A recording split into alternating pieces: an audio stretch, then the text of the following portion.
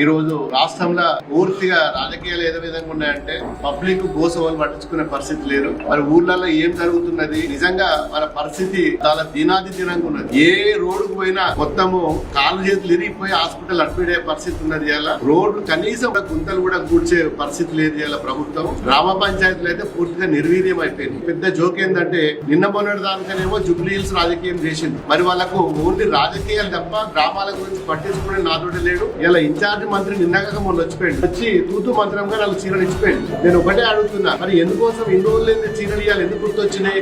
ఇలా సర్పంచ్ ఎలక్షన్స్ వస్తున్నాయి. ఈ చీరలను అడ్డం పెట్టుకొని ఇప్పుడు 2 సంవత్సరాల నుంచి అయితే చీరలు వంచలేదు. గతంలో కేసీఆర్ గారు ప్రభుత్వం ఉన్నప్పుడు దసరాకు చీరలు పంచి వారి కింద భోజనం పెట్టి సత్కరించి ప్రతి పండుగ గతంలో చీరలు వంచే ఆనవాయితీ మరి మా ప్రభుత్వంలో ఉండే. మరి నిలబడడానికి సైలెంట్ గా ఉండి ఇలా ఎలక్షన్ నోటిఫికేషన్ వస్తుందనగానే ఆ మేఘాల మీద ఆఫ్ పెట్టి దసరకు వంచాల్సిన చీరలు ఆపి దేనికోసం పంచుతుంటే ఇప్పుడు ఎలక్షన్ వస్తున్నది. ఎలక్షన్ కి వస్తే మాకు ఓట్లు వస్తాయి, మళ్ళీ ఇలా లోకల్ బాడీలో మేము గెలుస్తాం అనే ఒక ఆశతోటి నిలబడడానికేమో జూబ్లీ హిల్స్ లో పైసలు పంచి మద్యం పంచి రకరకాల చిమ్మిక్కులు చేసి ఆడ రాజకీయం చేసిండు. ఇలా ఊర్లలో కూడా చీరలు రాజకీయం చేస్తుంటారు.